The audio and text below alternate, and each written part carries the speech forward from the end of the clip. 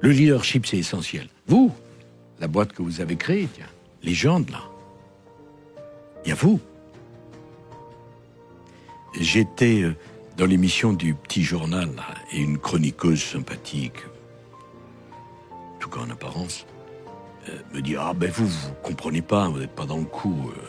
Bien sûr, il n'y a pas de problème. Tout est horizontal. » Je dis « Écoutez, le Petit Journal, sans Yann Barthès, c'est la même chose ?» Ah non. Eh ben donc c'est vertical. Je ne crois pas à l'égalité qui nivelle. J'aime la différence. J'aime les gens différents. J'aime ce qui est différent. Et vous ne pouvez pas aimer l'égalité et la différence. Même dans vos enfants, ils sont différents. Et vous verrez ça plus tard. Vous les aimerez pareil.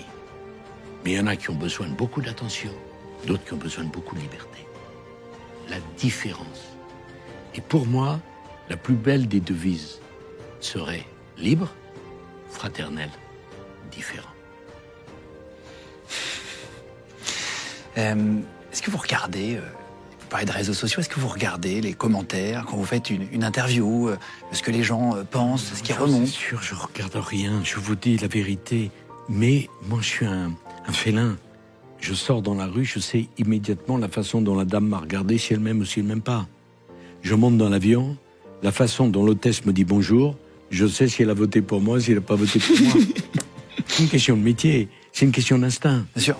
Je rentre sur un plateau comme ici, je sais très exactement ce que pense celui qui est derrière la caméra ou celui qui est derrière. Voilà. C'est pas du tout de l'arrogance. C'est du métier. Et après, il faut garder un cap. Si vous êtes toujours dans le commentaire, j'ai du mal à me regarder moi-même. C'est peut-être une différence avec les autres présidents. Moi, je pense que la séduction est la conséquence de la conviction et jamais le préalable. Convaincre et après séduire. Pas séduire et après essayer de convaincre. Vous racontez l'histoire de Florence Cassé dans votre livre. Affaire rocambolesque, malheureusement. Donc Florence Cassé qui est arrêtée en 2005. J'ai noté pour pas dire de bêtises, donc c'est au Mexique, l'affaire Florence Cassé, avec son compagnon de l'époque, chef présumé d'un gang criminel pour été accusé d'enlèvement, condamné à 96 ans de prison, 96 puis ans. 60 après.